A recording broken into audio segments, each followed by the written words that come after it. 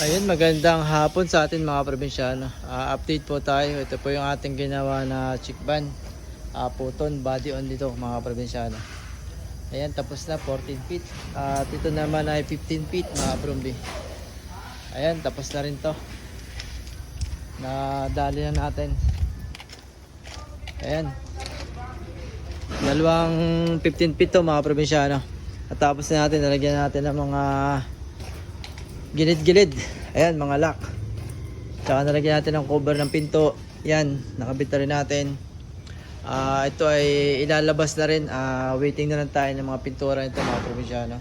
Para yung mga kulang-kulang, additional na lang. Ayan. Ito pa yung isa.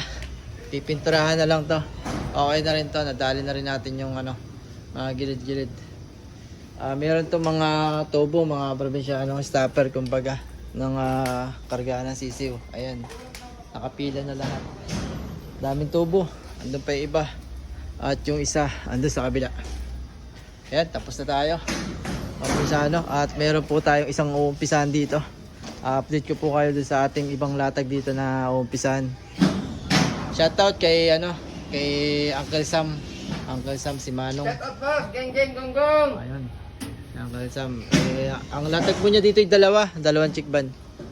Ito ang kabila at saka ito. Yung kanyang latag. Pare-parehas po ito, may mga tubo. Puro stopper. Pipinturahan na lang po. Pintura na lang Uncle Sam, no? Tapos na. Lalagyan na rin natin ng goma sa gilid para hindi siya pasukin ng tubig. Ayan. Yung mga gusto magpagawa, pintura, lahat ng nais nyo, pag-usapan po natin, subukan natin kung kaya natin, di ba? Sam?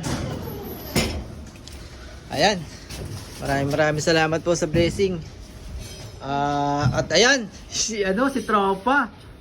Si Tropang Jean. Geng geng gong gong. Tropang Jean. Ayan. Sa mapagpalang araw, maraming salamat. Geng geng. Gong gong.